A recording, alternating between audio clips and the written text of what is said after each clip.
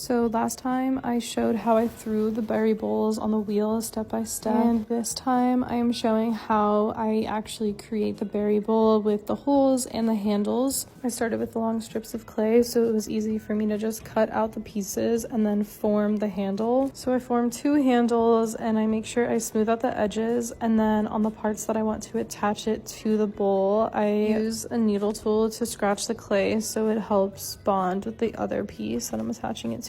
I have some slip, which is basically watered down clay, and it's like very muddy, and that acts as a glue. You just firmly press it onto the bowl, and I'm using a brush here to just get rid of any extra slip that I had and any like imperfections to the clay and make it all smooth. It's time to do the other side, so I basically do literally the exact same thing. Make sure you scratch the handle and then you scratch the bowl as well so that the pieces equally just bond together. And here is what it looks like with the handles. When I made a round of berry bowls last year to sell, my handles looked a little bit different, but I think this way is a little bit more accessible. Now, to poke the holes, usually there is a specific tool in pottery that's for poking holes in clay, and I simply did not have this, and the studio did not have this, so I improvised and I used this knife tool. It virtually worked the same and it got the job done, and that's all that matters, but I would prefer to use the other tool. And this part is literally all up to you. You can put holes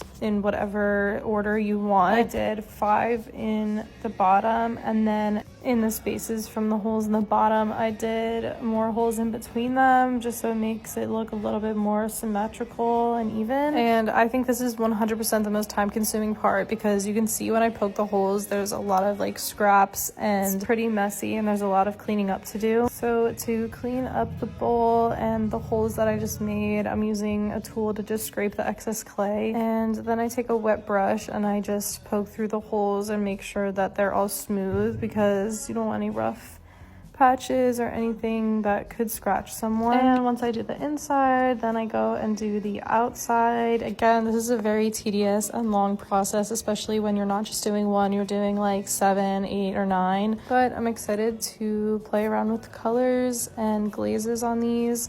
And like I said before, these will be on my website, so make sure you check it out and stay tuned for when I post them on the website to sell.